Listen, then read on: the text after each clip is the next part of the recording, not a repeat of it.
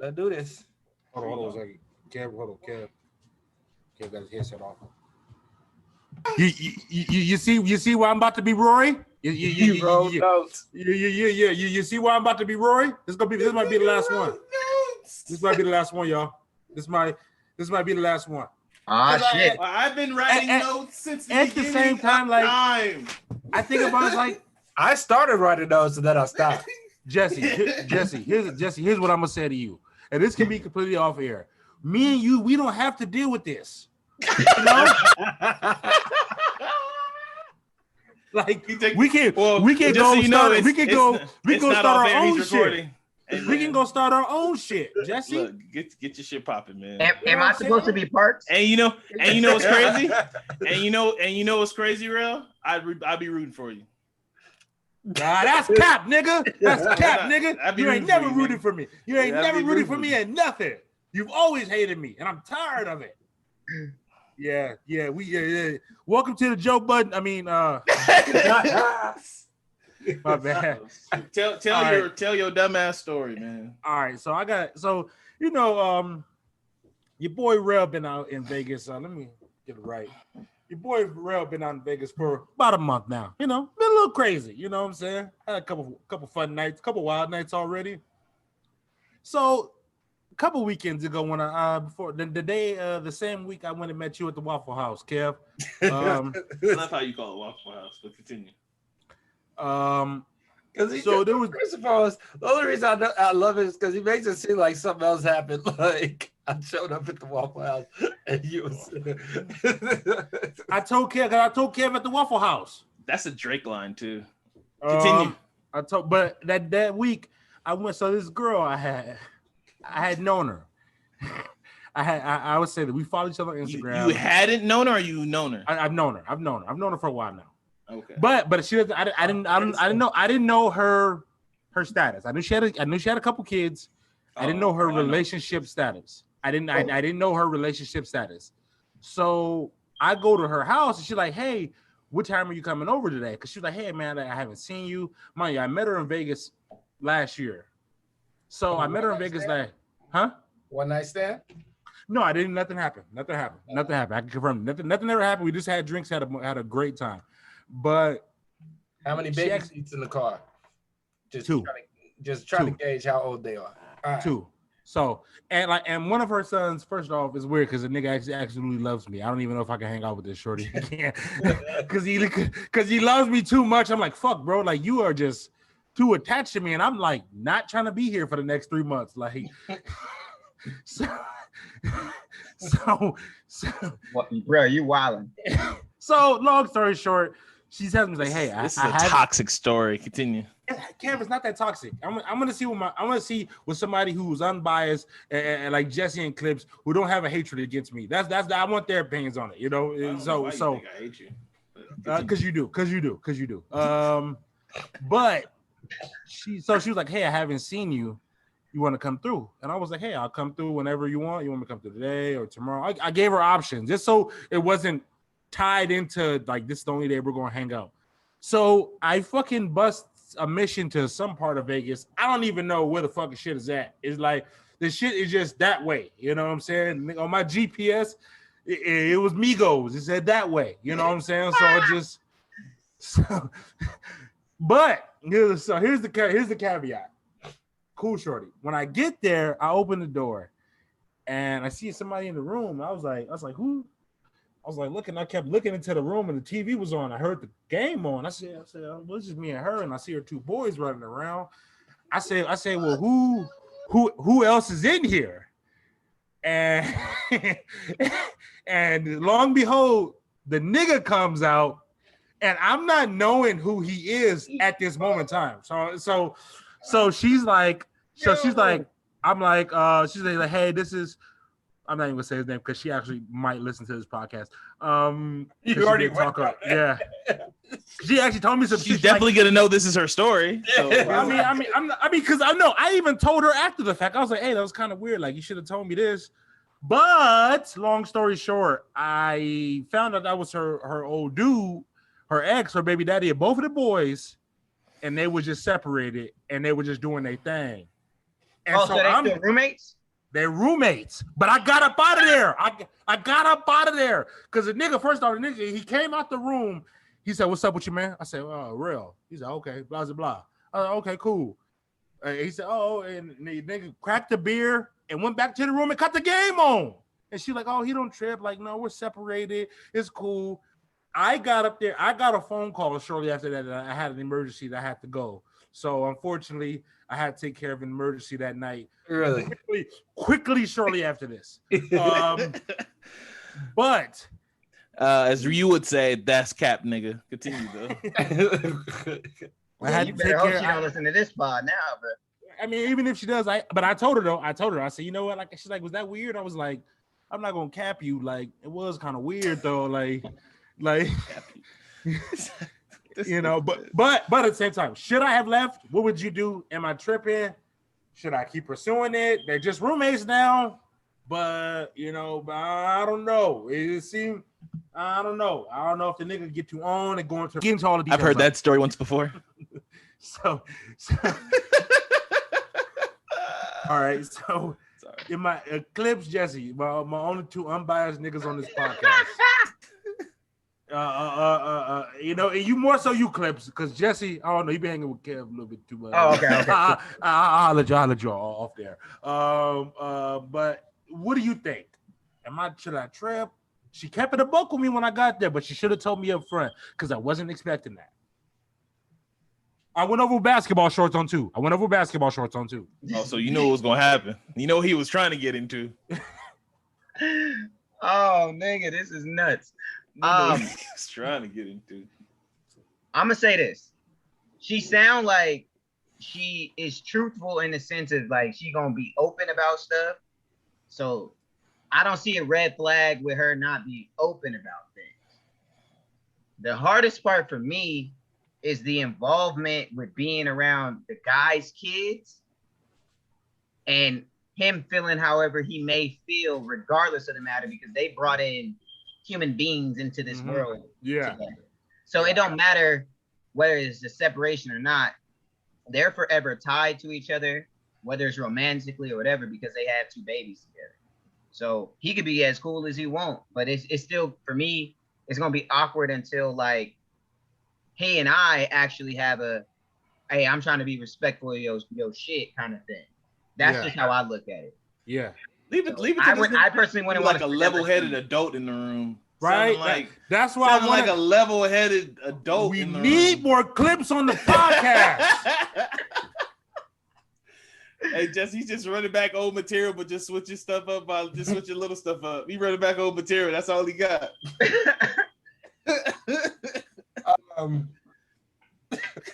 You didn't get out, my nigga. Like, no, let's be honest. Are you trying to make this a thing? Like you trying to pursue this? And make it a I don't thing? want no relationships. I don't want no relationships. Get the fuck up out of there. I haven't. This is for men talking. But if you just want to just do your thing and dip, do your thing and dip. But here's the thing, though. If that, it's just I can get doing my thing. Real. Don't you have a spot? Good question. I am in Henderson. Don't you have a spot? Not that far outside of Vegas. If you want to get in these DMs, ladies. Don't you have a spot? So what's the issue there? Like, why can't you just? That's true, but I we all know you've traveled long periods to get to do take your a thing. break from traveling. You know Have them travel to you. You just move. Have them travel to you. You ain't putting so many miles. Hey man, that poor car. That poor car, man. She done been through a lot. Hey, have her come through your way. You still sliding, you good. So personally, what I have done, I'll be honest with you, this is because I was super uncomfortable. I stopped talking to her. I stopped hitting her up because it was like I'm doing too much. It's a lot going on in Vegas. I'm in fucking Vegas. Like, you go to a strip one night, you go on a strip on a Tuesday, it's cracking. You know what I'm saying? So I'm not trying to tie down anything that's gonna try to kiss me in the mouth. But I just just don't understand why she couldn't tell me. I just don't understand why she could have kept it a buck, and I wouldn't have shown up. No, I wouldn't have came. No, I would have never visited her had I known from the beginning, because I just don't feel comfortable no matter what the situation is. Yeah. That wouldn't have been me, you know? It's just not a comfortable situation. It's not a good, like, it's not the ideal situation. Exactly. And on top of that, and you already said like one of her sons like really loves you already, is like really cool with you already. That ain't a good look. You know what I'm saying? Like, yeah, that's really not like that. And like, I don't know. Like, yeah, that really fucked me up when like her son was like, he was just like, we just started playing, and I was like, fuck, like, what am I doing here? Before you know it, like, it's like I can't, nigga, I got a basketball shorts. You know, I told the nigga, stay away. I got on basketball shorts. I didn't even know he was gonna be here. Hey, don't tell everybody the other part. No draws under the basketball shorts. No draws. Straight to action. I told you only that Kev at the Waffle House. Straight to the action. My thing is just she got to come to you. In that situation, she got to come to you. There's just that. This is one of those things that is just like, man, just go pick her up. You got it. You like driving? Yeah. I could. Nigga, I went to parts of Vegas, Kevin, I didn't know existed. Like I didn't know like other cities existed other than Las Vegas. Vegas today on my route today where I didn't know existed on some bullshit.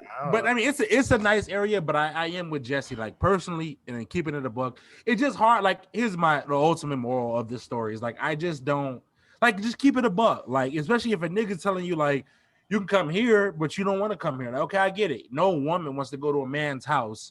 You know what I'm saying? The first time. You know what I'm saying? Like, you know, like, especially she ain't been over here yet. So I'm not going to just be like, okay, I get it. Maybe you don't feel comfortable. But at the same time, we chopped it off when I seen her in Vegas. We hit it off. We didn't do nothing. Nothing that has ever happened. I'll keep it fully transparent. Nothing as I'm telling this story, and I know she's going to listen to this because she hit me up about some shit. And she probably texts me right now. Nothing's ever happened between us. But I know the vibe that we've gotten between each other. Like, it's not friendship vibe where it's like, you my homegirl. It's no, like, you know, but I didn't know about the circumstances of the dude she was with. So now I'm holding her in the aspect of she's a liar. And I can't trust her. And that's really what it boils down to. Speaking from a liar's perspective, I know a good liar when I see one.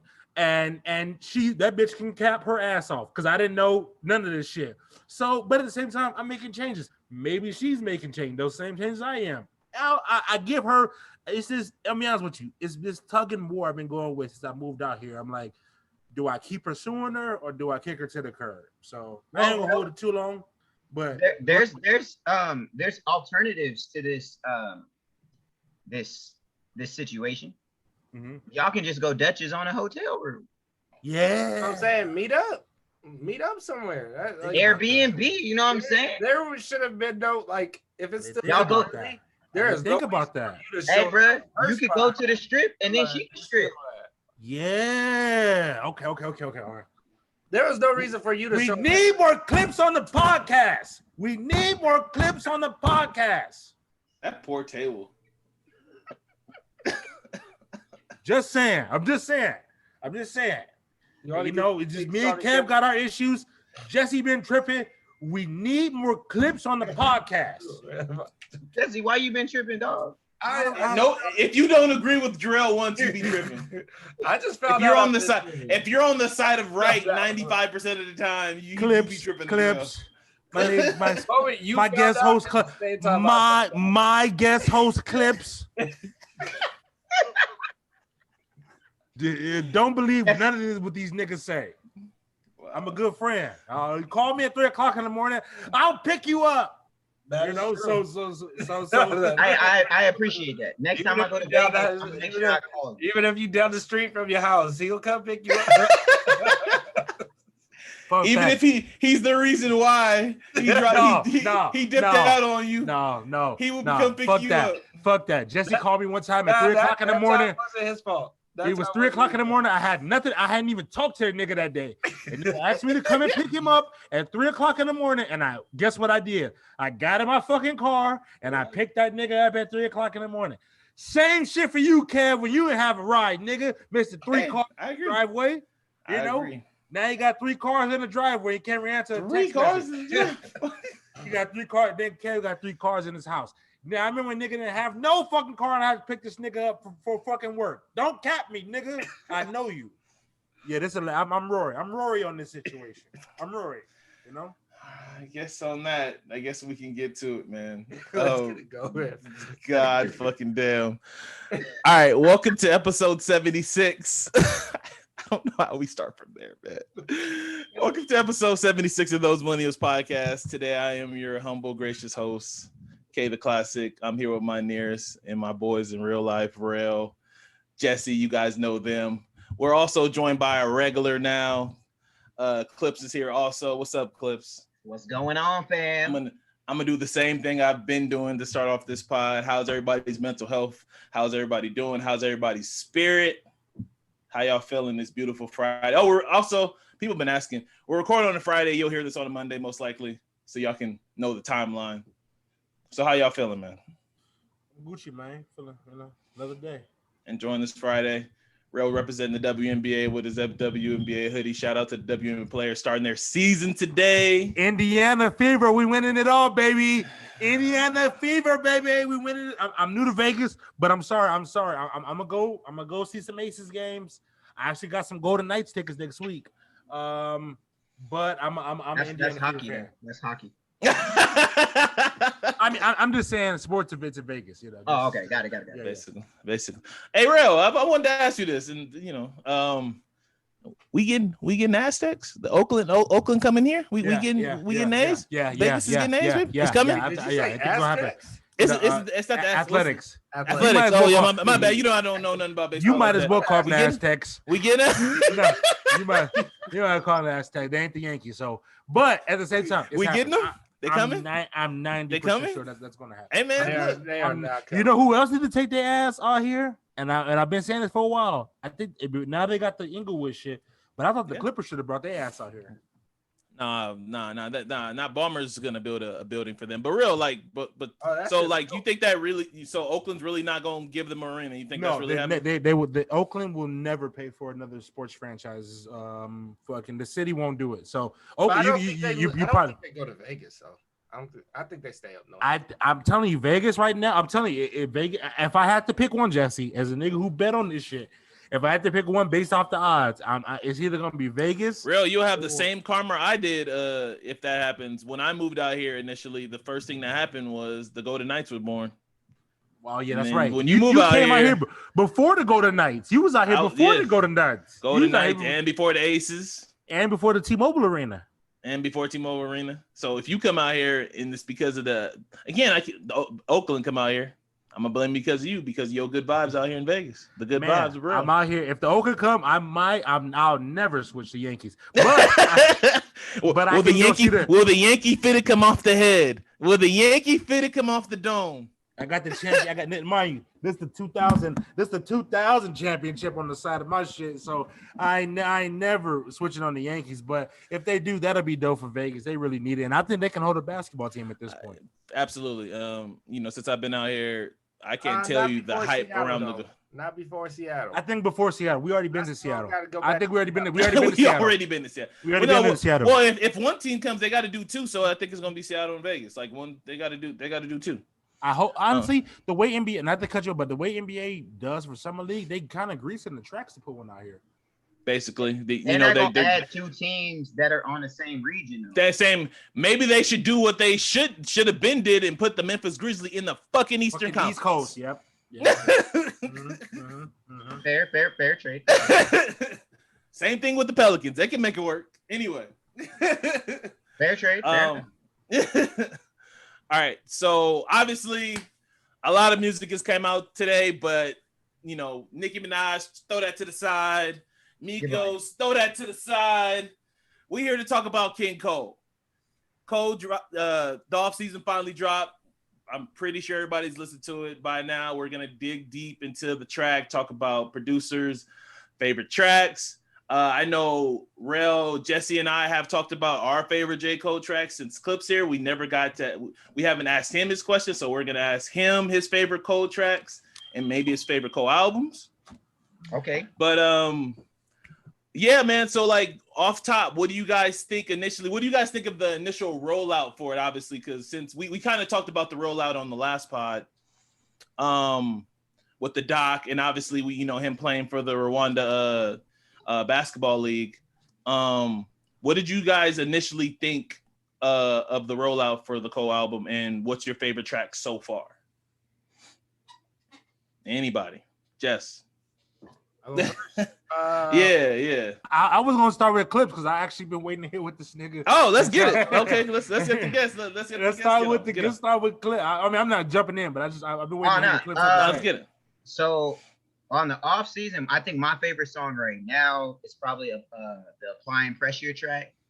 I think that shit is fire. I know he always has a really good hand on the production side of all his shit. So that one sounds like he really was the person who orchestrated that. And it's crazy because that's the one he did on his own. That's produced only him. Like you listen to music all the time, so I know that's you could tell. Like that one definitely has him in it. I think a lot of my favorite things about the album are not necessarily things about the album that I think people are gonna like. Okay. Like when he opened up with Cameron talking, I was like, yo, this shit is fire. Just because. Right. I loved how he stitched a lot of the NBA stuff in there. Him having Dame talk before he just punched in, bro. I was like, this is yeah. Incredible. Like, even the bars, like that John Morant bar that he used in there was cool. He did a lot of head nods to his love for basketball. And I really just even him bringing Diddy in to talk was cool too. Yeah. I thought that was very interesting because that was. I want y'all to tell me the story. We can talk about that a little later, but somebody gonna tell me tell me the story about that. I don't know the story. I got the whole transcript. Well, we can get on that. I need to know the story about how and when this scrap happened. But anyway, keep going, for real. But I think he. Oh wait, hold on. I don't want to think that I'm tripping because I listened to this album now at least 4 times, and I went back. And I got the Spotify Premium, bro, and everything was bleeped out. Or am I tripping? You had to see that was like the first one that it shows. You have to actually go to the discography. Okay. You gotta go to see discography, and then find it on there. And then you go back, and then it will show the explicit version. It's weird because that happened to me yesterday. And I was like, why is Cameron being blocked? Like, I thought it was going with Cameron, and I was like, that's kind of dope. But then his lyrics started to get, I was like, oh, hell no. And then I went to see See, I thought he was doing something on purpose. Like, I thought he was, like, trying to be like, look, I could sell records doing half the amount of songs that niggas is putting out. And you know what? I'm going to bleep out all my curse words and make everything a Will Smith song. Will Smith in it? Hey, I don't know. I don't think he got the Will Smith in him, but I thought it was fire because I was like, well, all of the tracks could be on the radio just because he did that. So I felt like he really made an album though that any song could potentially be on the radio. I think he kind of used like a Drake formula with this potential. So that's my take on the off season. I thought it was fire.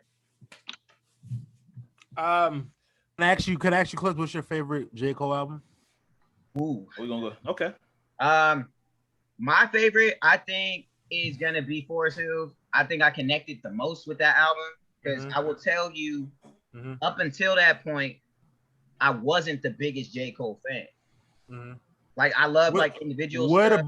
Okay, and I not to go down this, but not to cut you off, but what sold you on that album? What about that album made it different to stick out to others? Man, here, let me get up into this thing, bro. Because I as a Cole fan, like I'm curious. Like I have my personal favorite, and I but I'm gonna get into my time to talk. I'm just questioning the music here. So I connected with the album because of Love Yours initially. Just right off the bat, right? And because everybody at the time, Fire Squad was just the shit that everybody was gravitating. Incredible. Going crazy. And I was like, hell yeah. And then A Tale of Two Cities was nuts too. Yeah. But I'm like that person. I try to find the cuts that ain't nobody gonna like right at first. Mm-hmm. So I think a lot of people slept on Hello as well. Hello. And so okay. Hello and Love Yours were the songs that I liked a lot. And then so I went from my distaste for Born Sinner to like, let me go back. You know what I'm saying? I did not like Born. I did not like. Whoa, we're gonna talk about this. I'm being honest. You asked me a question. You said the text, Pharrell, that has me like, wait, what? But no, go ahead, Clips. Go ahead. No. Hey, I'm being dead ass. But no. We just talked about Born Center this week, and you'll understand it when I talk. But you said something about it that it was like, huh? Yeah. But I also was really like a fan of like the Simba stuff that he was doing prior to like Super being on too. So I cannot knock that. So I went in and out of my love for him. But really, for me, I would say I'll be solidified and cemented as a forever fan because of Forest Hill. For real. Okay. Good question. Thank you. My first initial, I've only listened to the album like 2.5 times. And that's same. I've only listened 2 times. Because that's really because I had the day off today and I had shit to do. But my first just on listening to it, I was like, this is mixtape Cole. Like that was like my first initial Simba. Simba. This is, and in the lead up to this, he's been dropping clues like this is like this. He named it the off season because there was the come up, there's the warm up. And then he was like, "This is pretty much like another." That makes sense now. I was wondering. So, I was wondering, how does the offseason come from KOD? No, it doesn't. It doesn't. I was always because I was wondering, I hold albums as their own. So I was wondering, how does you get to the offseason from Kids on Demand or Kill Drugs or Kills, whatever. Go ahead.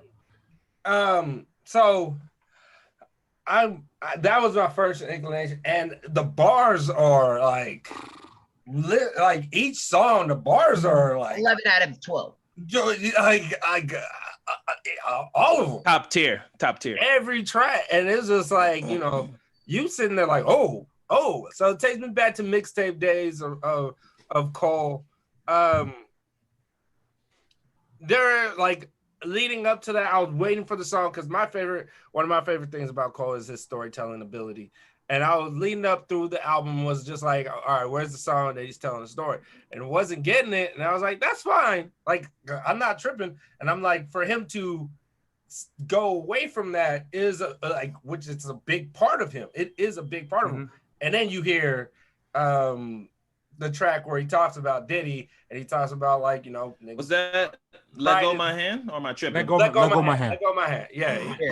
Which I thought that was a beautiful song. That's how crazy. It was and it was it's a J.Cole song right when you hear it. Yeah, and it was the juxtaposition of what he was doing and still taking with the lyrics, the top-notch lyrics, and still storytell and use that that metaphor in there. I thought it was beautiful. I think Let Go of My Hand I don't know if that was my favorite. I would say that one, that 95 sounded. That intro is great. That took me back to early 2000s. It's I would say to Jesse, when not to cut you off, but get a little piece. When I first heard 95 South, I had to check. I looked at my phone. I said, what the fuck am I listening to? I said, I know I clicked on the off season. I didn't click on Killer Season. So, so I was looking at it, but it was just such I would say this. As a nigga who watched wrestling, it was like whose music is that? It was like, what? It's like, what? Cam? Yeah. Cam talking shit to me in the first 30 seconds? Yeah. That was one of those things where I was like, oh, it's going to be this kind of album. Okay. And then I actually do like the features he has. I thought Little Baby and 21 Savage did their thing. I think I felt. I hit on that. I mean, to be honest with you, it wasn't like Lil Baby didn't do what he did to Drake and Lemon Pepper. No. Needs and wants. Never happened. Needs and wants. Needs and wants. Because what Lil Baby did to Drake and Lil Pepper was just like no, not Lil Pepper, Lethal One. That's right. Lethal One. My thing is, I'm saying that, but as a person that doesn't really listen to Lil Baby, I'm pretty sure a lot of people will tell you, Lil Baby got lyrics like that. So yeah, and everything I've ever heard. You got a lot of music to catch up on, Jesse. You got a lot of music to listen to, Jesse. I do. Get into some Lil Baby. You gotta get that Lil Baby in you. But I think get that Lil Baby in you. Baby, pause. Pause. God damn, man. I'm talking music. Anyways, why'd you repeat it 3 times then? You could have just said it once. Maybe because I stutter. I don't fucking know. Everything I've ever heard Lil Baby featured on, he's came with it. So I'm not like, this is not even like a knock to Lil Baby. I just don't listen to enough Lil Baby. And to hear him on that track, it was just like he did his thing again. 21 Savage, him and Cole are starting to have this connection. I got a question about that track. I'm starting to notice like 21, like Cole is having an influence on 21. Saw him in the documentary. Go ahead. 100%. Like, one thing about 21 Savage, reason why I follow him, my ex-girlfriend really likes him, and his growth I've seen, and it's one of those things where 21 lived a certain life and was a certain person, and he's all about trying to become the better version of himself, and he's all about those things, and you steadily see that happening throughout his life every year. So I'm to hear him on this track, you can hear his growth in his music. You can hear his growth on that track. You can hear his growth personally. So it's that's another thing you got a lot of music, Jesse. You gotta catch up. 21. 21 got a lot of good shit. You ain't got a lot of good shit. Yeah, you gotta tell me about 21. But that's a Jake One song too. And so I thought, production was top notch. I thought this is one of those things where, what's crazy is I kind of feel like, I know this may sound really crazy, but I kind of feel like J. Cole might drop another album this year. I just kind of feel that way. It's a boy. It's a boy. Bro, we like again. Before everything was closed, he was promoting the fall off at Day in Vegas. Like he had banners. He had people walking through the crowd with banners and passing out posters for the fall off. He was literally promoting the fall off during his concert. You want to know something interesting? And he said it in his documentary. That he was saying all that, but you know what I really feel like? I feel like the fall off is never gonna come. He did say he had songs for years on it. Like he detoxing us? Man, basically. He said Middle Child. He said Middle Child was for the fall off. He said Middle Child was for fall off. I think it's gonna be a way different album. If Middle Child would have dropped right when the fall off came out, he said Middle Child was for fall off. Yeah, it was. I forgot about Middle Child, and I think counting my clips. I'm loading the clips. Oh my! I think the fall off. Number one is because he has so much tracks on it, and the initial idea of the fall off, I think he's changed from there. So that's why I feel like if we do get the fall off, it's not the original the fall off. You know what I'm saying? I think it's a different type. Song age, we'll never get whatever Kendrick and Cole was cooking up fucking 8 years ago. We'll never get that. That shit is done. Don't say never. Don't say never. All right, but we're not getting it. This is my question though. This is my question though about my life. And maybe you guys can answer this better than me. Wasn't that the same? Yes, that's the same sample. You think from a lot? Yeah, that's what I was about to ask. I was like, so that's the same beat. It's sped up with a heavy drum. It's sped up. I was like, J. Cole likes to recycle samples. Or manipulate. That's why I'm glad he stopped fucking with Elite. I thought that was that was not Elite. I don't know why you blame that on. Elite is not. I know. I said I'm glad he stopped fucking with Elite. Elite is not the reason he does that. Right, but Elite recycle. But is it my turn now? Can I go? Please. Is it me? Is it on me? Okay. I've been listening to albums all day. So I've been listening between that and also this really good album by Georgia Smith. She's one of my favorite artists. I'm gonna put her on spotlight because she now gets Georgia Smith is out there. Like you need to really. She tight. Georgia Smith is one of my favorite writers in the industry right now. But back to what we're here to talk about is Cole. That track with Jake, he do got a track with Jake One. You know, that is the 21 Savage track. But as I just wrote shit that came I just wrote shit that came to mind just when I would listen to this Cole album. Like when I listened to Let Go of My Hand, it was the fight with Puff over the Kendrick line. And he finally acknowledged that he actually did get into a fight with Puff. You know what I'm saying? That whole Let Go of My Hand. Do you know how to fight transparent? Yeah, okay. I do. So basically, it was at the VMA Awards in 2013. Puff had an injury with the Kendrick line about the King of New York. Cole was actually defending Kendrick, intervened. Kendrick left with some people. Cole and Puff got into a fight that night at the VMAs Awards in 2013. And apparently, allegedly, Puff slapped J. Cole. J. Cole. He slapped. Allegedly, what happened? Why is this nigga Puff slap niggas though? Like, why is that Puff slapped J. Cole and J. Cole just went? Was a slap similar to when? I don't know. Y'all seen that viral video of when Nipsey slapped the dude in the street? Drake. Yeah. Viega, was it like that? Yeah. It had to be like that. I mean, from the rumors of what happened in the fight, it wasn't that much to like it before you knew it.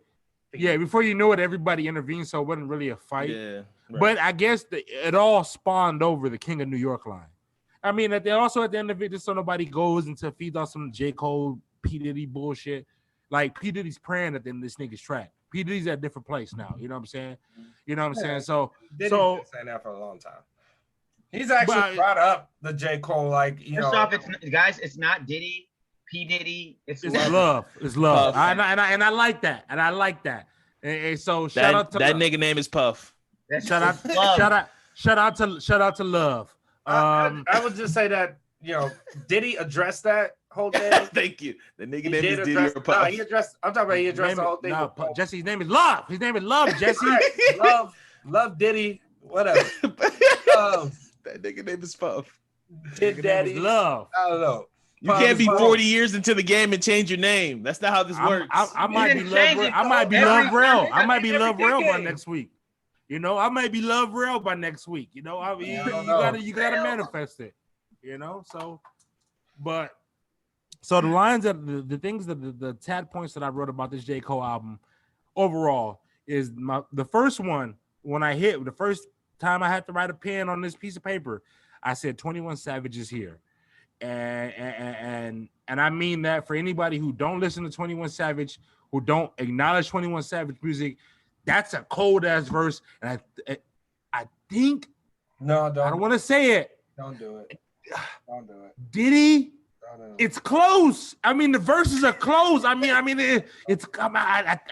think 21 may have gotten Cole on a cold track, and I know it's old because Cole been hanging with 21. I'll say this: Cole did him dirty on a lot. He did him dirty. Yeah. He flamed him on the lot. Which was fucked up. But 21 is kind of half, you know, R word, and it rhymes with arted. But so I don't think he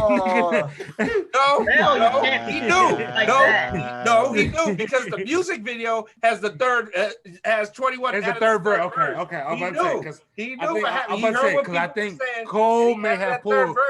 Cole may have did the Wale. Remember when Wale said the verse and then Cole said the beautiful. What was it? The Wale song?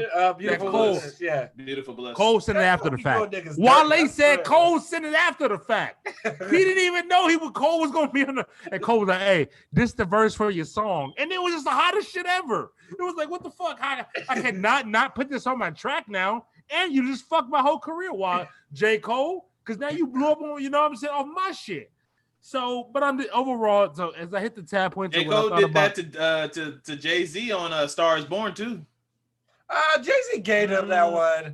I'm about to say, A Star Is Born is kind of. He didn't really. Listen to that verse. Jay-Z was so. I don't know. Also too. That verse. Jay was so lazy on that verse. He was lazy. I seen Ye do it. So, you know, but that was my first. Besides when I wrote Cameron in big bold letters, which was honestly, if you haven't heard it, man, if you don't fuck with Cameron and don't understand his influence on today's hip hop, you'll never fucking get it. But Cole, just on the intro with that track with 21 Savage, not even the intro, I think it's the second track, or no, actually third track, because second track is Amari. I like that song. And that produced by Timbaland. Love Amari. Shout out to my sister. Shout out Amari. I think that's the name. I think that's the name of his son, by the way. That's crazy. But 21 Savage is here. I think he's gonna be somebody we got to keep an eye on for the rest of his career. Lil Baby is here. Also, if I had to rank this album, if I had to put it, I listened to it 8 times. I literally wrote down exactly 8 times before this podcast started. I put this slightly above his first album because personally, to me, I think every other album is above his first album. So if I had to rank it from worst to last, I would rank it, Sideline Story. I'd go this one. I'd go Born Sinner. I'd go KOD, and my personal favorite J.Cole album, because I think it's just it's a rap documentary to me, is For Your Eyes Only. For Your Eyes Only is just a story that I don't think many artists can tell. And also me and Cole collaborated on a little something that we put for his concert back in 2000, early 2000. Me and Cole did something where a nigga recorded me. I didn't even know it. I did sign no consent, and it was part of the concert. And and Kev can fact check that. I signed no consent, Kev. Did I sign any consent with J. Cole that night when the nigga followed me? You also forgot completely forgot an album. Which one? Which one? 2014. You forgot 2014. Oh, 24. Okay. If I had to rank them, it would be For Your Eyes. You just muted yourself, bro. He's capping. He's capping right now. If I had to do it, just to wrap up, if I had to rank these albums, it would be my personal favorite is For Your Eyes Only, KOD, and then 2014 Forest Hills Drive. But lastly, too, also I want to shout out another dude who I read something about today. His name was Chad Griffin, and he's been shooting J. Cole all of his art covers. And he did an interview today. Chad Griffin. I didn't even know. Did y'all know that the warm up photo shoot wasn't even supposed to be like that? It was supposed to be inside of a gym, but because of a blizzard that night in New York City, they got locked out of the gym, and then that's how you got the come up photo shoot. So. With J. Cole's albums is more than the album. I look at the cover. I look at what he's talking about. What is the concept? It's just not just your average rap. It's not just the release day. And I know I'm going long, but I just feel like with Cole, it's more than just I'm just putting out an album. It's like, nigga, what is he talking about? Where's Cole at? What's Cole's thoughts on this? Because when I say him and Kendrick are kings of going away now, you know what I'm saying? You won't hear shit from him. But I appreciate this album. This album is great. It may not be my favorite, but it's something you can listen to. I agree. Well, that was a lot, like Rel said. I completely stole this from Jay-Z, and I think he talked about this on Magna Carta. I believe it was Magna Carta. I'm not 100% sure, but he went on an interview and he talked about. I've said this to you guys many times. I don't particularly like ranking albums on the day of or even a week after they drop. Like that's like, again, I stole it from Jay. Like he was like, you can't even tell sonically what the artist does. That was it. I remember that was the whole like he's like, you can't even tell sonically what the artist was trying to do. It has to sit with you. And after he said that, like I 100% agree with that shit. So while right now this shit is sizzling, and like you said, the bars are there. Initially, when Rel showed the track list, initially we thought we was gonna get another album with no features. Shout out to him for actually getting, accepting features. But he talked about it in his documentary that he was gonna be like, nigga, you didn't do any features. Do you want to be the nigga that said no every time somebody hit you up for some features? I got a question, since we're all having like, I don't want to obviously we're all positive and we all so far like what we're listening to and like what we hear from Cole. Do you guys have any negatives about the album? Because I got at least one. You got one, Clips? Go ahead. Well, for me, as somebody who also likes to rap, right. for him to be a top elite artist, I felt like his audio engineering could have been just a little better. And I'm saying that because my audio engineering, I know what bad shit sound like because I'm not there yet. So I think just for that side of his production, it definitely could have been better. I would rate that like a 7 out of 10, in my opinion. Okay. So that was my only pet peeve, just because I was hearing stuff and I was like, damn, I know exactly why it sounds like that. I did that last week. I wish I had that ear. My only gripe, and it's not even no big thing. No beats that made me get the sour face. Like no beats that was like, you know what I'm saying? Like no, again, like the audio was awesome. Like the lyrical content, I'm gonna, look up shit for weeks trying to figure out some of the shit this nigga said, right? Like just.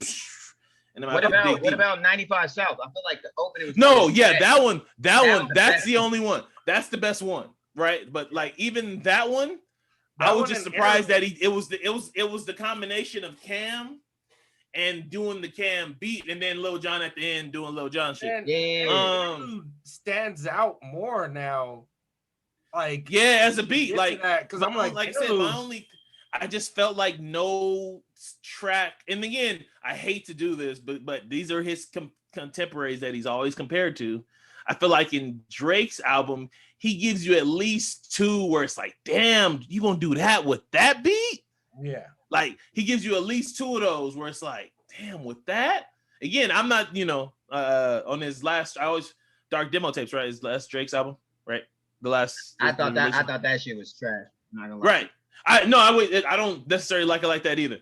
Okay. But the fact that he used Song Cry beat again, like from Jay-Z, he used the Song Cry thing again. I was just like for me it's like sports where it's like I always want to hear something of a beat where it's like, damn, you gonna do that with that? And I feel like I didn't get that. Again, that's just my little pet peeve. Jesse, you got anything that you just because I haven't listened to it enough. Same. I think my knock is the same like thing that I'm kind of like when I initially was like, this is great or this is like dope. I think my initial knock is that it's like it's not even like a bad thing. To me, it's something where it's like this is mixtape Cole, right? So I'm like, I feel like you start to get that throughout. And so my thing was just like, I kind of feel like he came in like I'm a prove a point or be like I'm that nigga like lyrically, and I'm like, you didn't have to do that. But I think it suffers in the sense of like the more landscape of a full song. I don't personally care if you have 1 verse on a track, 2 verse, 3 verse, 4 verse. I have no problem with that as long as the song is something I will listen to throughout the entire song. So I mean, throughout the whole time, I don't have to hit skip at any point in time. So I personally like that because when you're done, you're done. I feel like that a lot of artists feel like they got to force another thing into a song, and so I guess my knock is not really a knock, but me giving it more listening to over the next few weeks and everything. Yeah, I'll probably have a little more. But my initial thought was like, this is not the Cole I expected. So I guess that was like my sense of like, I had to go back and revert back to like, oh, okay. And then listen to it again. And was like, all right, I really love it's crazy that you say that because I kind of agree with you. But the fact that he dropped the documentary a week before, then it kind of gave me what kind of Cole. Sense, yeah. It made sense what kind of, because he was talking about his lyrical content. He was like, I literally pushed myself on these tracks better and better, just like warming up for like, working out for drills or trying to, basketball shit. Like I'm working on my jumper. I'm working on this. I'm scratching this out. I'm doing this.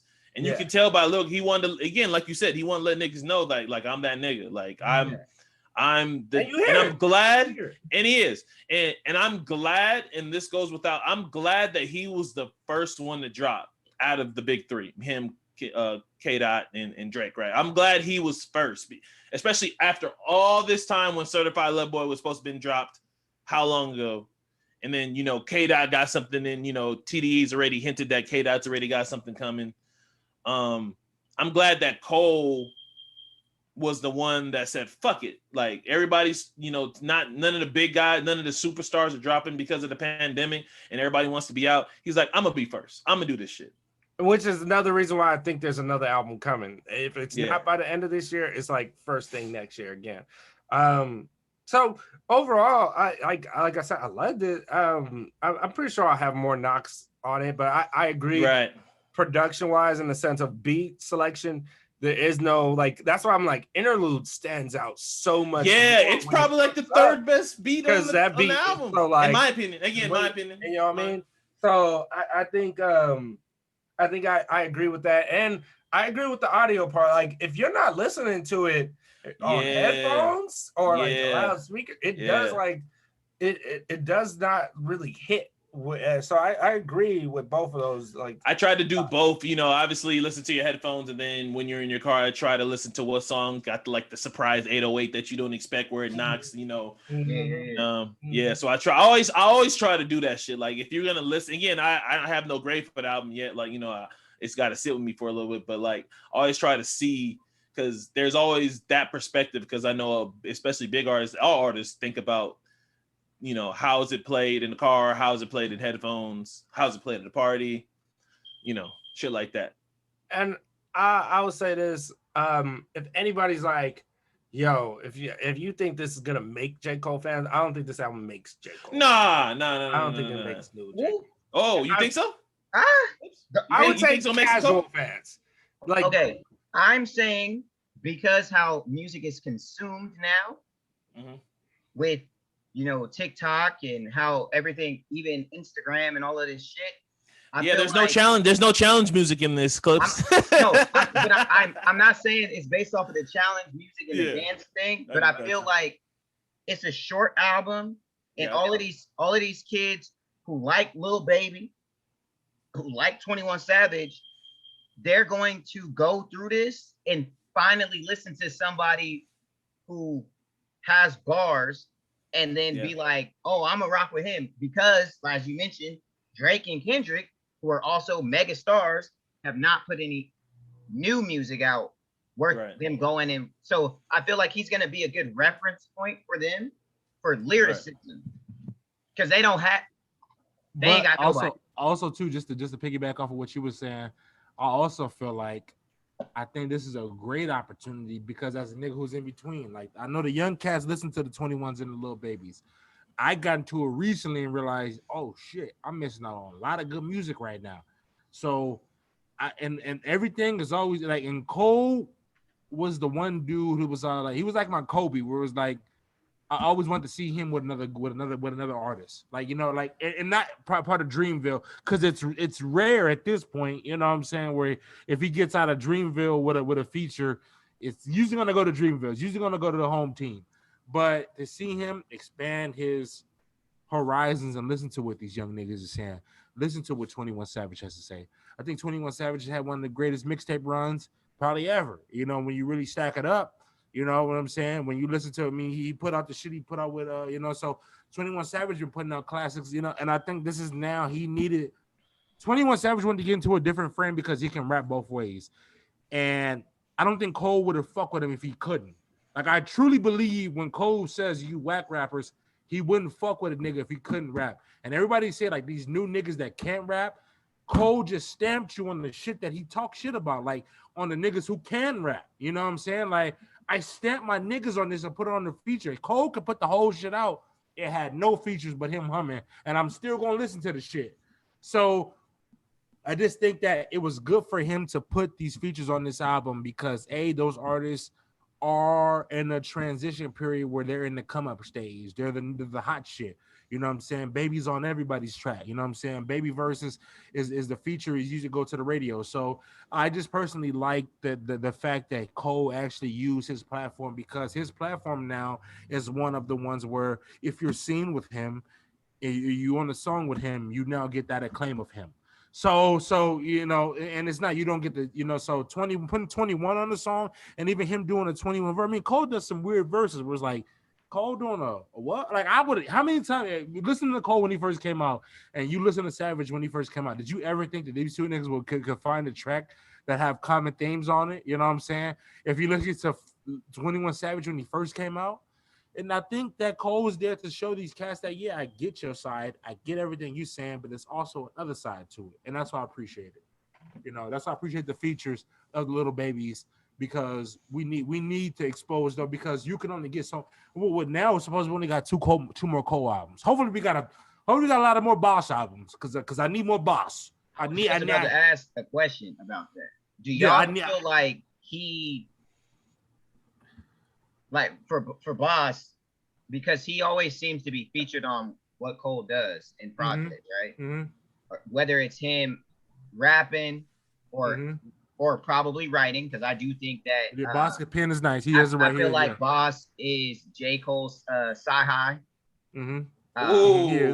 He is. You know, that's my opinion. I think that's a good Boss character. Is to me, Boss. Some people shout out to Chris. Think JID is the second best in Dreamville.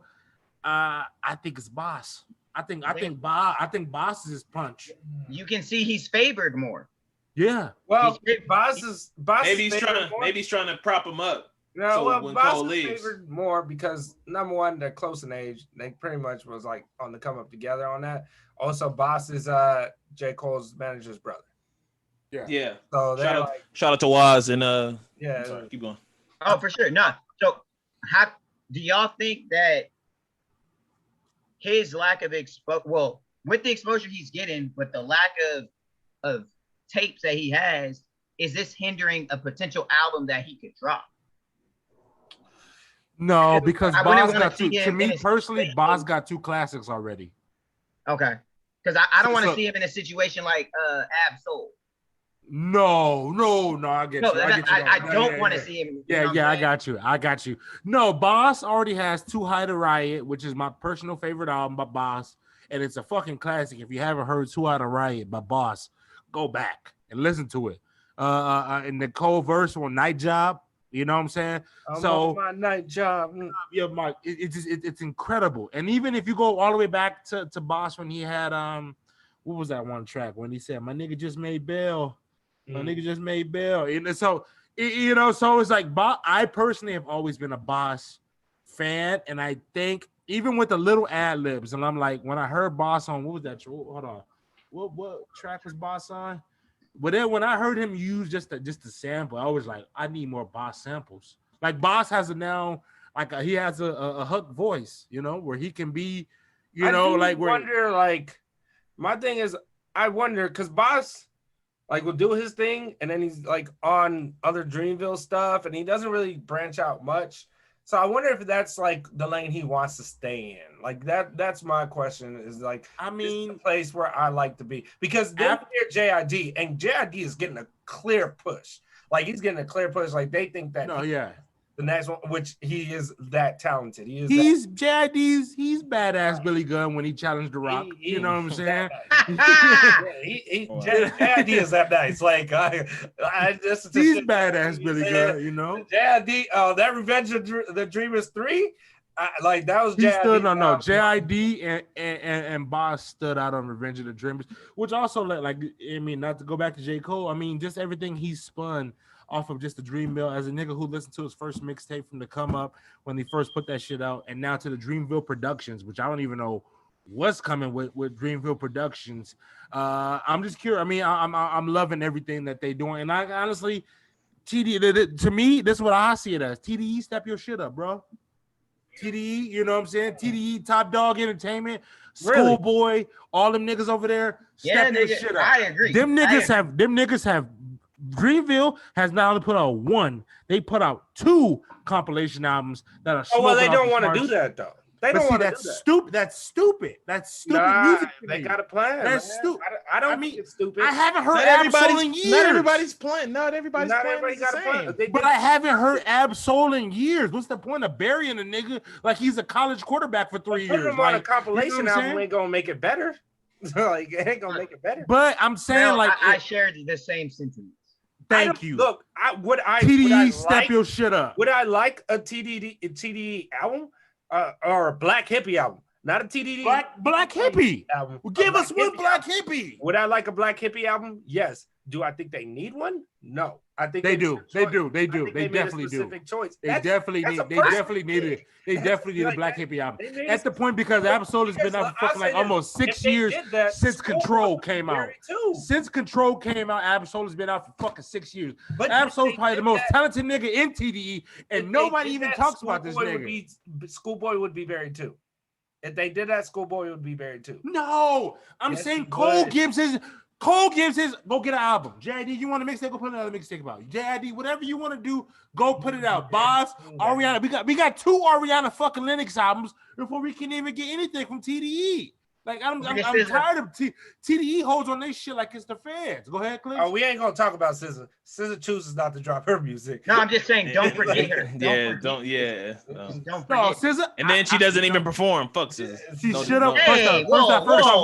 Respectfully. She had a throat issue. This is coming from a person that went to go see her live. She had a throat issue. One song and left. She had a throat issue. She did. No, she didn't.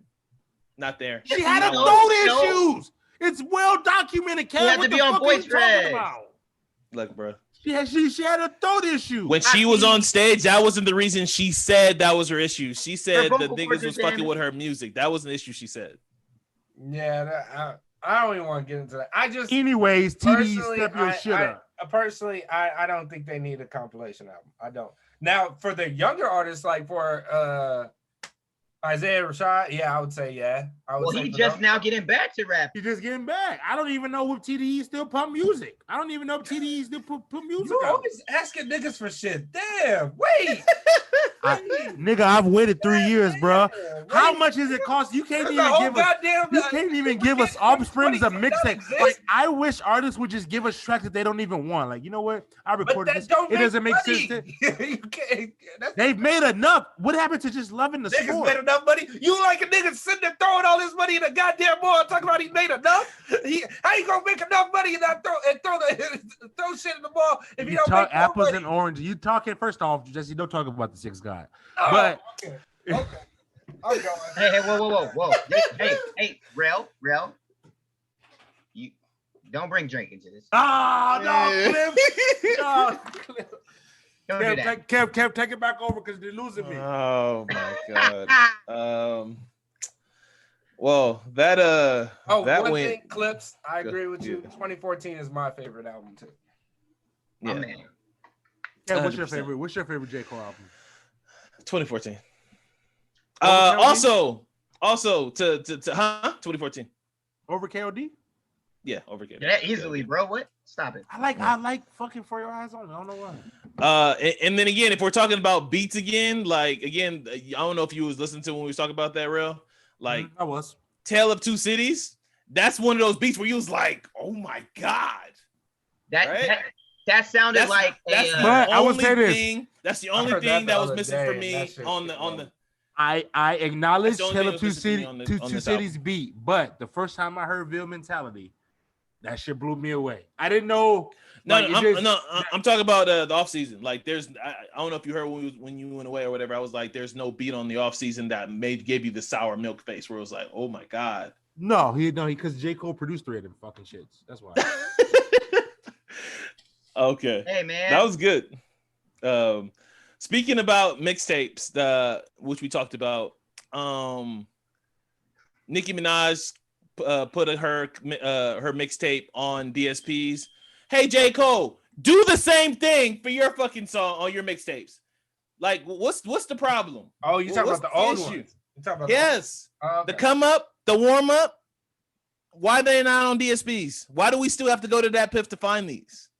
You can't even find them on Tidal. So why? I've said that for years. You can't even find Friday Night Lights on anywhere else on the SoundCloud. To me, there's no excuse now because multiple artists have done this now. Drake has taken literally songs from different years, made some bullshit mixtape and put it on DSPs. Again, we're all big J. Cole fans here. I just wish Cole would take the time. I don't know who you got to talk to, what the issue is, what lawyers you got to talk to, who don't want to sign off on shit. Get the come up, the warm up, and Friday Night Lights on DSPs. Period. Nope. I feel like that part becomes tricky, just because the regulations in the mixtape era versus now in the streaming era were so different. So it's hard to get. Some artists make it work though. Like if there's an issue where he can't, like again. Oh yeah, for shit, sure. We know, buddy. Let us let motherfuckers know that it's not possible. Hey, it's possible because he could always put that bit on title. 100%. That's what I feel like. It's very interesting that it's not on title. That's my only issue. But that's a great point because there's a lot just of get it on DSPs. That's all I'm asking. I don't feel like I'm asking for a whole Can we lot. get Friday Night Lights, please? Can we get Friday Night Lights on DSP? I don't feel like I should have to go to DatPiff and go find an old CD to listen find to your this old one. iPod. Right, find your old iPod. However you trying to. Friday Night Lights is the hardest one though. I think Friday Night Lights because it's so much original material that he didn't clear a lot of. 100%. Like I said, I don't know the ins and outs. I'm not smart enough, but Cole got enough money to where I feel like he can make it work, and just other artists have done it. You know what I'm saying? That's all I'm saying. Other artists have done it. The benefit of that is that all he has to say is whatever the streams look like, I can cut the check from the streams. Mm-hmm. Basically. Because that shit is going to go up. Oh, it's gonna go up. Whenever he puts that on DSPs, it's a wrap for the whole top of the charts. It's over for him. Yeah. It's gonna be murder. Yeah. All right, so now we're gonna move on to plus or minus. I got a late edition. So 2 of the questions will be NBA, and the first one will be podcasting. Oh. Okay. So plus or minus, whose side are you on in the Joe Budden, Rory, Maul controversy? Plus or minus clips. As this podcast is Rory, I'm on Rory's side. So plus or minus. I haven't listened to plus. Okay. Clips, plus or minus. Whose side are you on in the Joe Budden, Rory, Maul situation? Check this out. How long y'all been friends? All y'all in here? About 10 years, but 11, 10, probably 11 years. And any problems that y'all have ever had, y'all was able to, talk it out, fight it out, whatever boys do. At some point. I mean, there is a video where Kev went off on Rel with some gloves on, but I still have those. There is no video. Oh, it's on Facebook. There is no video. There's no video. Are you asking me to put it up on Instagram? Because I will.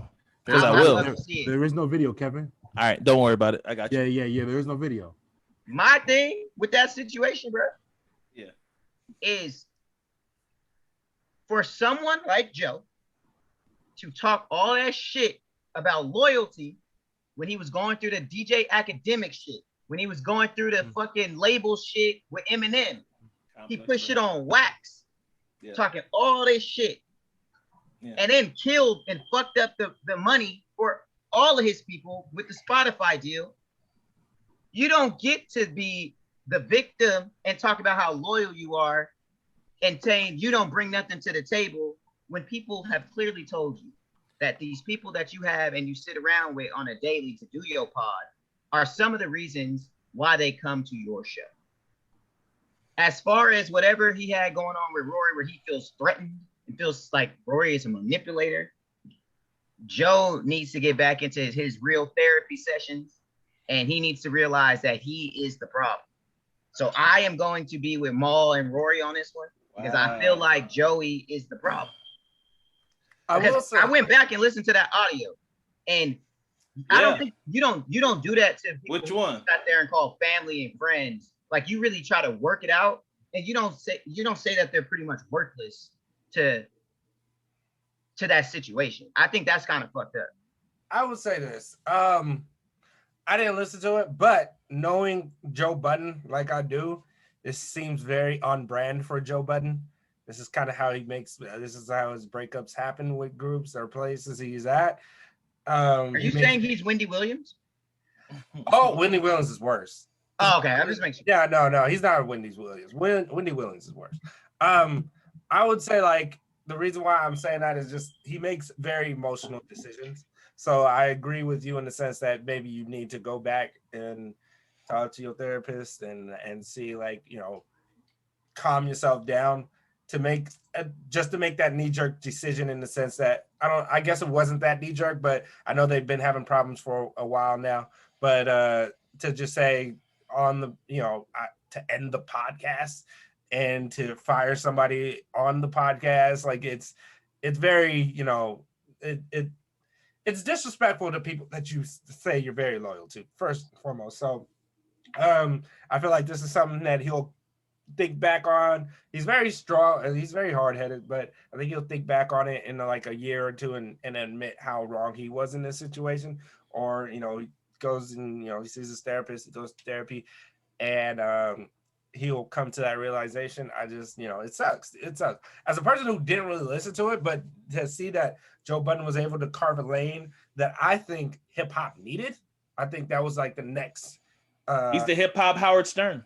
Yeah, I think that was the next like thing. Like the next thing was that's wild, right? Like if you really, he's the hip hop Howard Stern. That's why I'm laughing, because I didn't really think about that. Yeah, the next thing is that analyzing without fear, because, you know, you could say, like, you know, radio shows would analyze music and stuff, or analyze artists, or analyze anything going. He did it without fear. That next level of being basically bringing a version of First Take to podcasts for rap music, for hip hop music, for hip hop culture. So to bring that to podcast form and be very successful at it, and, you know, people wanted to hear what he got to say, like, no matter what, and his honesty is what people loved about him. 100%. So it's all those things. It's one of those things. It sucks to see it end like that, and, you know, with them. The pod's not ending with them. Though. Yeah. So the pod stayed. I thought he ended. No. With them. He already has replacement. Oh, he got Keanu. I think this is interesting because I'm. Like you already got that. I think this is interesting because I'm totally on the opposite side of the spectrum. Now, while I will say this, Joe's no saint, so let me get that off rip. And he does have an ego, 110%, and he can be maniacal, and he can be strong-minded, and he can definitely not for everybody to work with, right? Like, he's not for everybody. Mm-hmm. I side with him on this because it's his shit. It's all in his name. And when you talk about loyalty, it's a two-way street, right? So if you want to talk about loyalty and friendship, again, if we're talking about loyalty and friendship in business, that's already hard, right? Like, because you got to do what's best for the business, or it should be. Everybody's mind should be on the business. And if you guys can make that work, where you can be friends and the business could thrive and the business is thriving, then great. But once these two, or one side is affected and affects the other side, then that's when things get tricky. And I think that's kind of what's played out in the public anyway. So for those who don't know the whole story of what happened, Joe's on episode 476, if I remember off the top of my head. He's somewhere in that ballpark. Yeah. I've been listening since, I'm not a day one listener. I'm not even going to cap.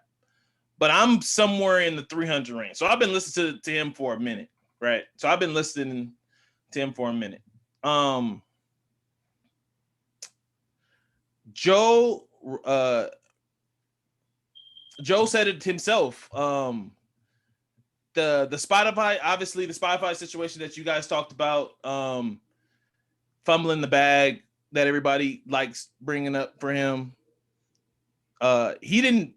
To me, the way it came off as, none of those guys accepted the Spotify deal because it wasn't enough money. Wrong for that one. I don't think he's in the wrong. Like, everybody talks about the Spotify deal, but like, to me, he was never, like, when they were on the podcast talking about the Spotify deal, when they were on Spotify talking shit about Spotify, none of them guys were satisfied because Spotify was still paying them under what they feel like they should have been paid. Right. They wanted to pay. I can't even. What's the white lady that? What was the white lady in Trainwreck with oh, what's her name? Amy Schumer. When Amy Schumer got her own show on Spotify, and they were propping Amy Schumer up to be like the next big face. Like they were propping her up like she was gonna be Joe Rogan or something, right? Like they were propping her up like she was gonna be the next voice. And Joe's numbers smashed that, and he was like, "Well, you pay her this. The numbers have been reported. Like, I should be getting paid this." And I think he's right about all of that stuff. I don't wrong in any of that stuff. I think the right move was to leave Spotify. I think because you're 100% going independent. Also, look what Joe Rogan's going through, like with his 100%. I don't agree with everything Joe Rogan. All these guys. But, so like Joe's, in my opinion, he's kind of the disruptor that this form needs, in my opinion, because like it's still a new medium to relatively, like, well, it's been here for a minute, but like I can remember when we started our podcast and people didn't know what it was. Like they were still like asking when we started in like 18, they were still asking me like, what's a podcast? Like they didn't know, like it was still new to certain people. And I was telling them, I was like, podcasting is like a newspaper to me. Like, it's like when I wake up, that's how I read my news. Like, same way my dad woke up in the morning, had a stack of newspapers in the fucking house, and he was reading newspaper every morning. That's how I consume podcasts. Like, it's like my morning routine in the morning. That makes sense, because it's honestly be taking the place of it, because it's literally taking the place of newspapers. Now, not to cut you off, but now that I actually work in more like hoop basketball podcasts, like I actually like Tuesday mornings, the Hoop Collective comes out. I'll cut that on like when I'm making my breakfast for coffee. Before you know it, like I've listened to 6 podcasts and I didn't even know you. Yeah, and 100%. I don't even know it. I'm like, oh shit, 100%. Like 5 hours of blow. Like I'm known as a dude in my job that always has my AirPods in. As soon as you want to talk to me, I do this face. What's up? Like literally, I gotta stop you from everything you're doing and quickly hit pause. What's up? Like what you need? Like I'm over here. I can do my job without talking to anybody, but like they always need me anyway. But back to the Joe Budden situation. Rory and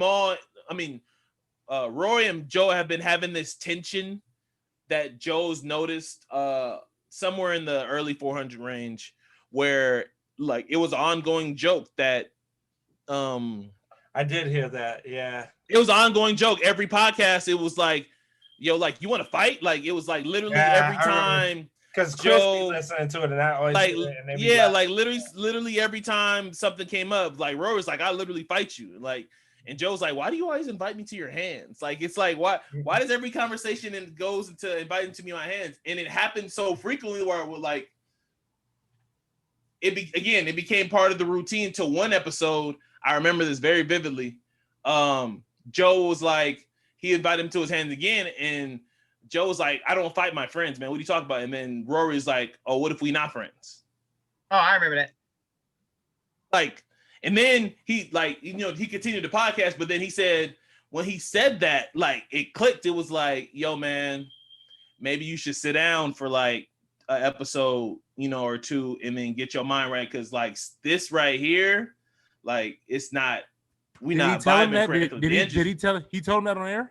Yeah, yes. No, well, he didn't tell him the vibe. He didn't tell him the vibe. Like, he didn't tell him the vibe between them wasn't clicking on air, but he skipped over it. But Rory said it on a podcast. Like, Joe's gotten the call and told him like, yo, maybe you should sit down a couple days because me and your vibe isn't correctly. And Maul, being if you got anybody that's listened to Maul that knows Maul from the podcast, he's a very loyal, humble dude that has principle, where it's like, what gives you the right to tell him to sit down, right? Like, that should be a group conversation.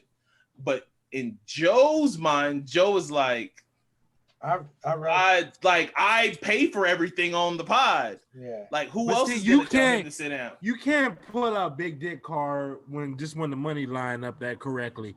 Because Joe Budden's the name, and this is somebody who don't even listen to Joe. I'm like, to me, like, he's the Howard Stern, but at the same time, it's like Joe Budden. Like I don't get my opinions from Joe Budden, so it's like some of the shit he don't like is like, who are you to say you don't like that? You know what I'm saying? Like, who died and deems you the rap critic of every fucking album? You know what I'm saying? And so I mean, and Pumping Up came out back in 2003. Come on, man. Now you doing some disrespectful shit. Yeah, like why? Now you just saying disrespectful. You know what's crazy? He brings up Pumping Up like every three episodes. Like he talks shit about. You came to get it. It's in every dance, and he brings it up all the time, and it's funny. And it doesn't mean, but it doesn't give him a right to treat people. But like who? No. He has one of my favorite mixtapes. But real, who's okay? Then who gives him the right? If it's affecting the product. Who is the person who should tell Rory to go sit down? You got it. I mean, here's the thing. Joe Budden Podcast is like, it's like why people come there. Yeah, bro, you may not feel however you feel, but here's the thing though. They cut their teeth with them niggas though. That podcast didn't get to where it was before them niggas got there. It was cool, but I didn't hear about Joe. I didn't hear about Joe Budden's podcast before. I wouldn't listen to that shit. I listened to it when a nigga fired them niggas or when somebody else said some shit, and I had to learn about some shit. So here's the thing, Joe. You gotta stop thinking everybody's replaceable because they're not. They're not. And then the two fucking yes men he got on there, I was like, you know what? Well, maybe I'll start listening to this shit. But the one dude yesterday on the podcast kept cutting him off and kissing his ass on everything he says. Talk about Parks. Yes, he kisses his ass on everything he says. He kisses ass on everything. Everybody says that. Everybody says that about Parks. That Parks is a puppet. I think Parks is not somebody that has listened to the pod since episode like 300 such and such. Parks has his own mind. Parks says this is literally what he said on the podcast. He was like, how you show loyalty to me? You pay me very well.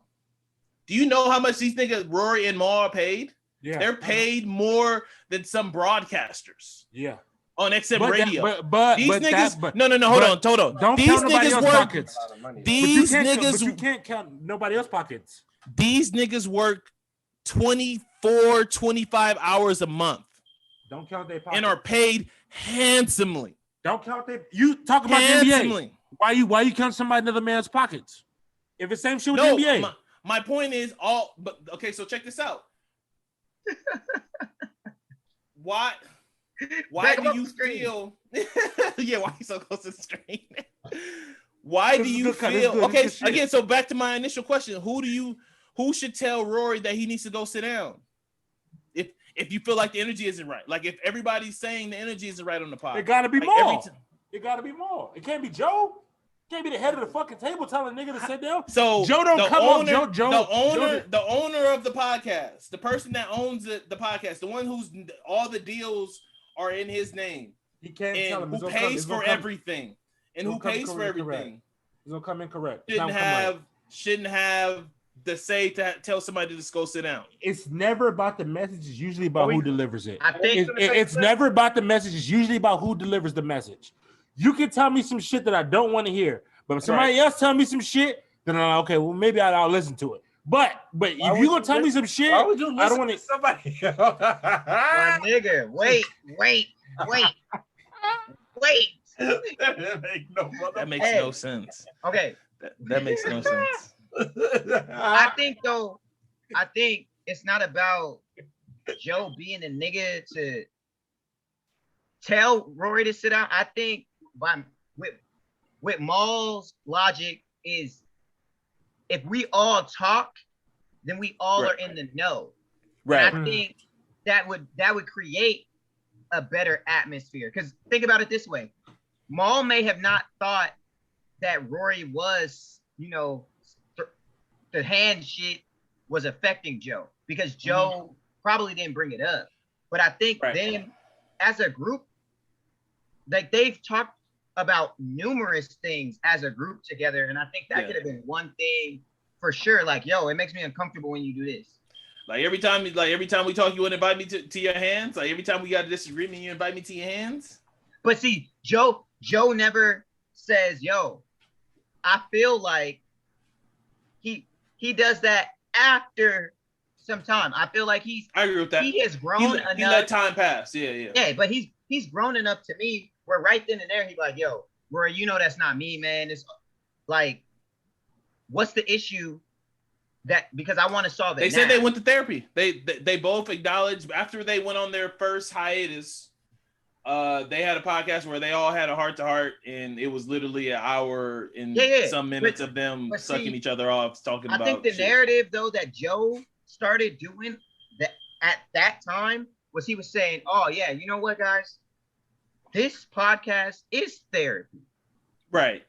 That's not true, and that's not the best place to air out your No, not at all. Not at all. Because then you can't say that place is therapy and then fire somebody on air. To be fair, I mean, well, yeah, 100%. He put that part on Patreon. Like, so, like, that episode wasn't free. Like, motherfuckers who couldn't get it. Niggas on Patreon regardless. Oh, yeah, niggas on Patreon. I would say this. I didn't know I have another podcast that I subscribe to on Patreon called Something to Wrestle With.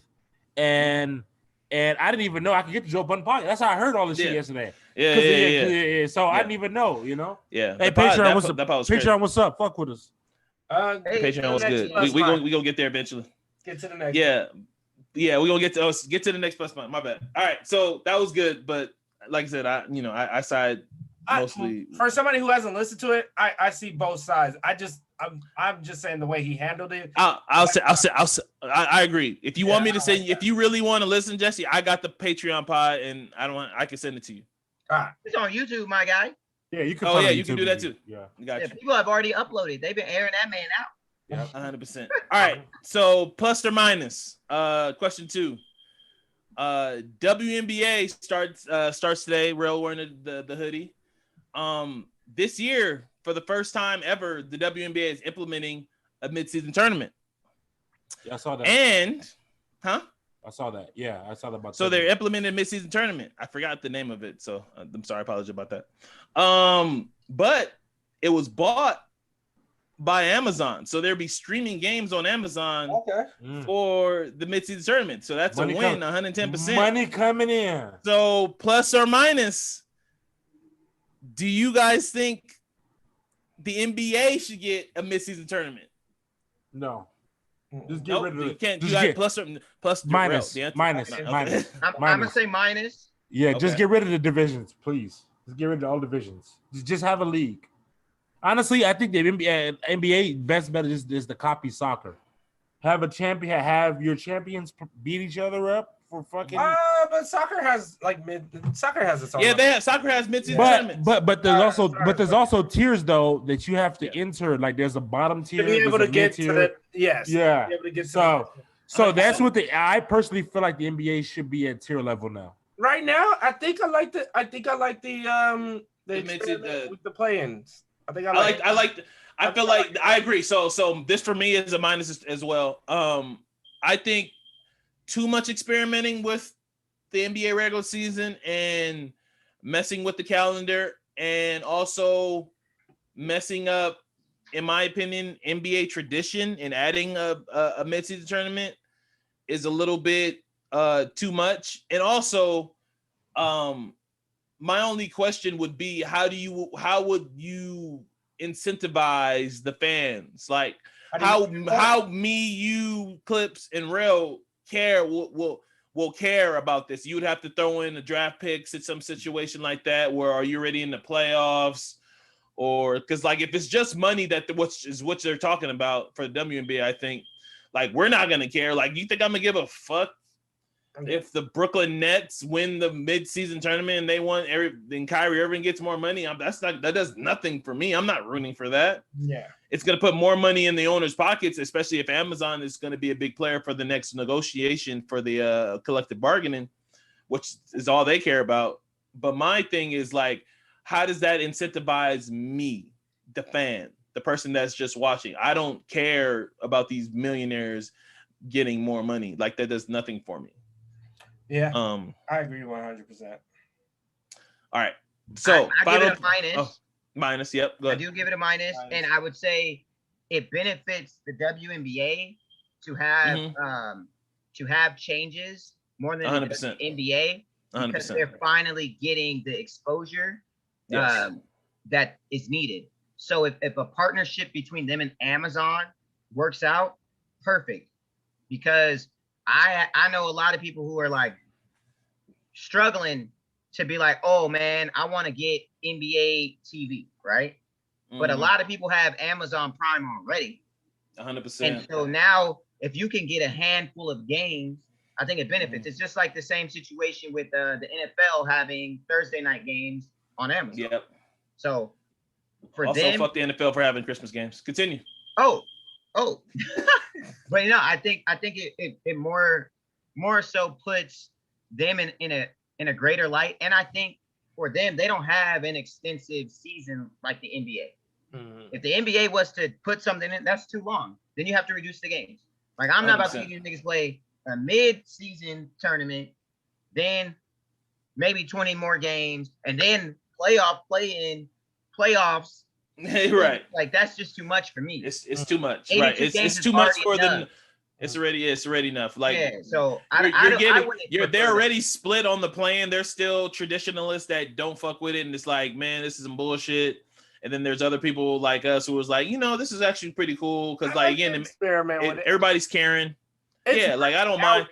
It's working. It's working out. It's literally like I'm gonna tell you right now on New York, where the NBA headquarters HQ is, they're doing backflips. It's working out. They're loving this. They're kind of doing backflips. I don't think they really want LeBron not in the playoffs. No, it ain't working out, and whoever makes this shit up need to be fucking fired.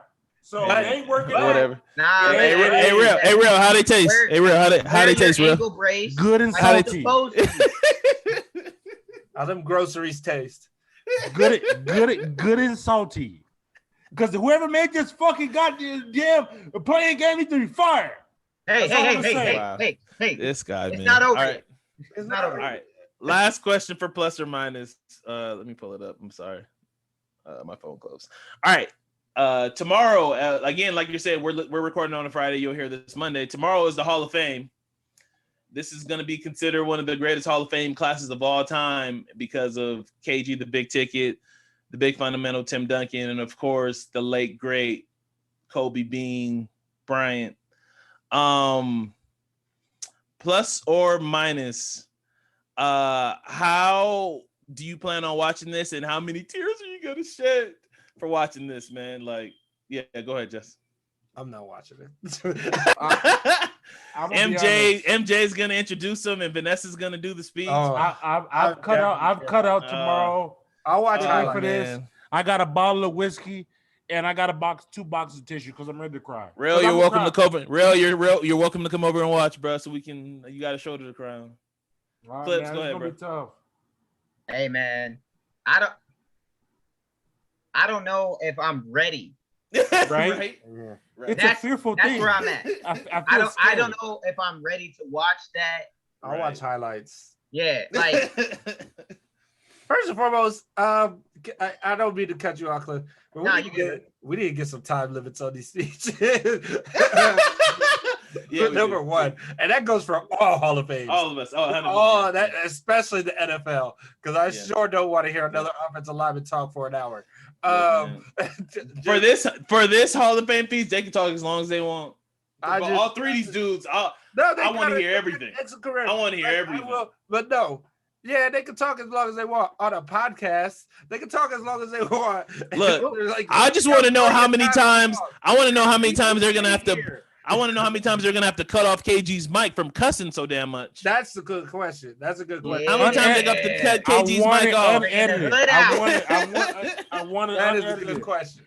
And when I saw the motherfucker Kobe, I'm just fine. When I saw the motherfucker LeBron, I need to stop talking about the Celtics. I hope he just doesn't talk. It's gonna, it's gonna be all Celtic talk. Like they were a dynasty. It's all gonna be Celtic talk. Like they won they won 3 titles. Like they won 4 titles. Yeah, they're gonna talk about when. But shout out to those legends, man. I think we all are in the same boat. It's gonna be a tough watch. Jesse said he's watching highlights. I'm myself gonna watch because like I feel like it's one of those moments, like it's normally, unless somebody really cool goes in, I don't normally watch, to be honest, keep it a buck with you. This is kind of our class. Like this is our like. I was literally telling somebody this. I said, career. Like these are the dudes that we saw come up with us. That we grew up with. KG, Kobe, Tim Duncan. This is our class. Like when they were showing like all through Instagram today, they were showing old footage, and I was like, damn, I remember this. Damn, I remember when they showed this. Like I remember again. I was the kid that had NBA TV on all day. Like I had ESPN and NBA TV on all day, and I saw this shit. The NBA TV, it's fantastic. That whack ass commercial. Anyway, so like, while obviously we're gonna see them and they're gonna look old, it makes you also feel old because like this is our class. Like this is 100%. Also, when Udonis Haslem's out of the league, because like he's still older than me, he's probably like out of 3 NBA players that are older than me. Then I'm gonna really feel old. Wait, he's older than you, huh? Oh, you said 3 NBA players. It's like 4. It's like it's not the list is short.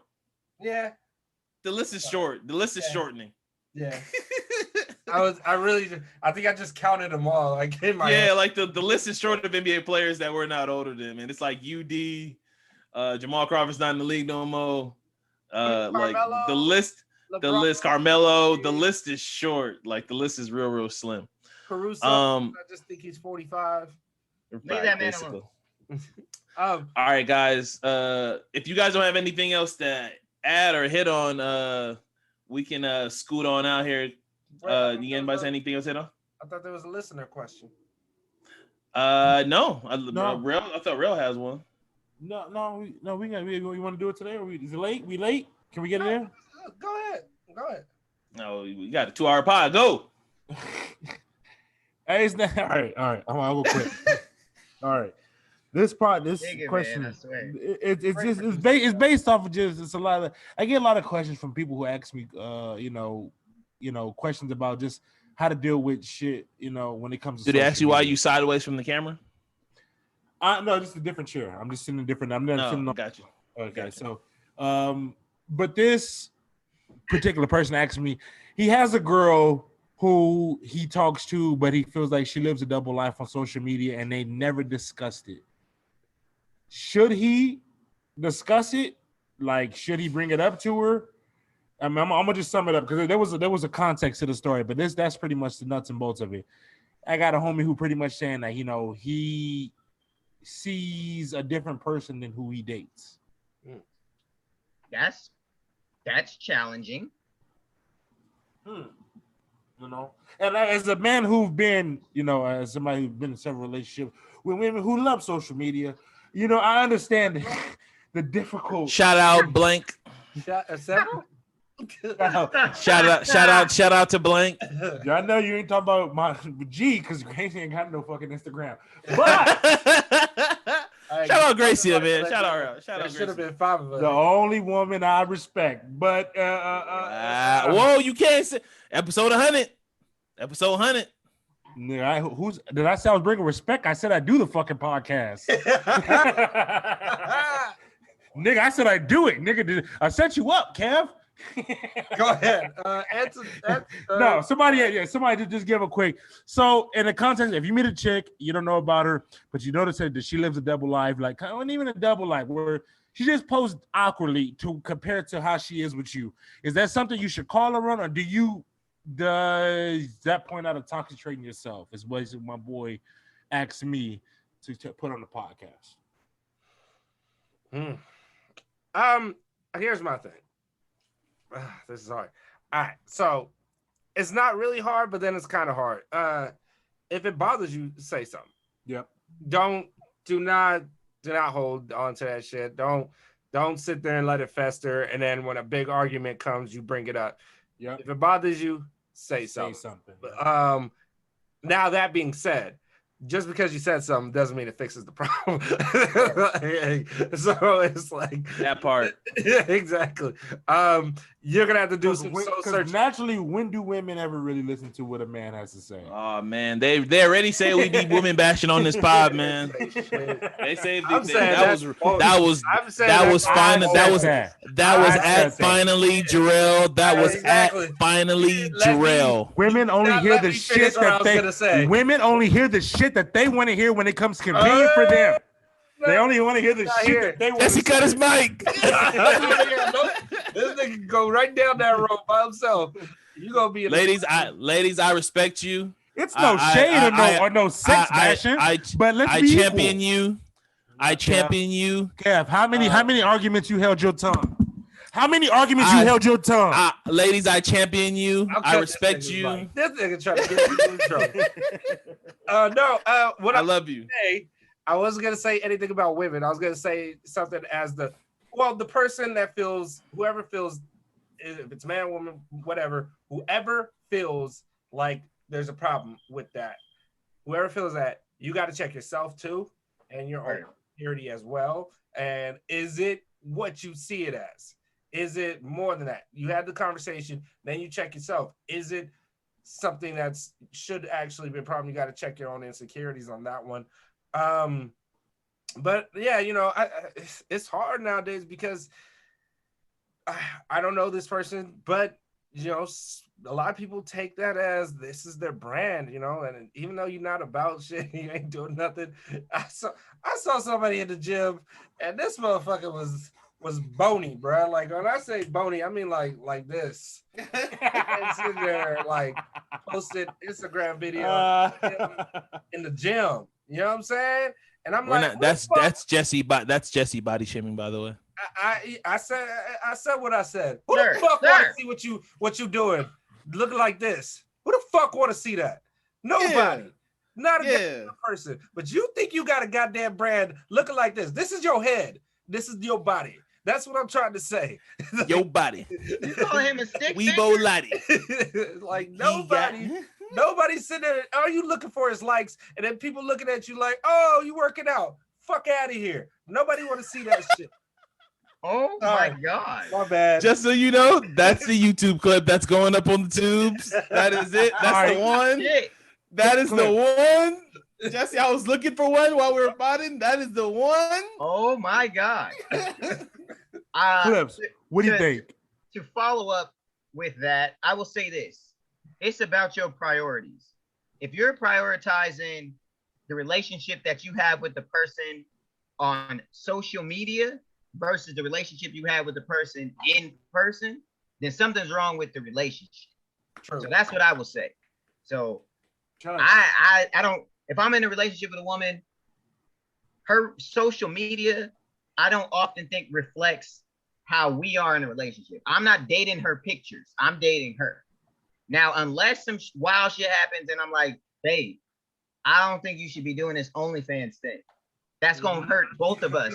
Ladies, you guys can do the OnlyFans thing. That was clips that said that. I'm saying, wait. You don't have to be in a relationship with her. Yeah. But I'm saying, if we're in a relationship, she also has to understand sometimes, and both parties have to understand what you do as far as your image also can hurt other people's images. Mm-hmm. So the image of those around you, like especially your partner, especially your partner. Yeah. So I'm not saying there's anything wrong with it, but it's what both people are prioritizing. Mm-hmm. If she is trying to have a brand and that's what she wants to do, then the person who is investing time with her to love her also should understand that that's coming with that. Yeah. But if it's something 100%. That out of nowhere, I guess it's just different. You gotta understand, as a person, you gotta understand what did Chris Rock said. You ain't meeting the person on the first date. You meeting their representative. What you seeing on that Instagram? Yes. That's their representative. That's the person they want to show people who they are. Doesn't mean that's necessarily, and that's positive or negative. Like you know them inside out more than you would that person on, because I'm looking. If you post a paragraph, and you not that close to me, I'm not reading your motherfucking paragraph. I'm just 100%. Preach. Air horns. I'm with you. I don't read. Nigga, The Rock be posting paragraphs, and I'll read like 2 sentences, and I'll be like, "Yo, Rock, you gonna make this a video?" I'm not reading all this bullshit, bro. Like I got other stories to get through. I gotta get through these stories. Paragraph on top of a 3-minute video, Rock. I gotta get these. I gotta get. Hey, Will Smith, same thing, bro. You gotta calm down, bro. All like do y'all thing. My answer is different strokes for different folks. And it probably mirrors everything Clip said. Just like people's perception on social media, like if that's who they want their persona to be, and if they're trying to pursue some kind of brand shit, then you got to know that comes with the territory. That's just kind of how the grass grows now, like especially now since everybody does the shit.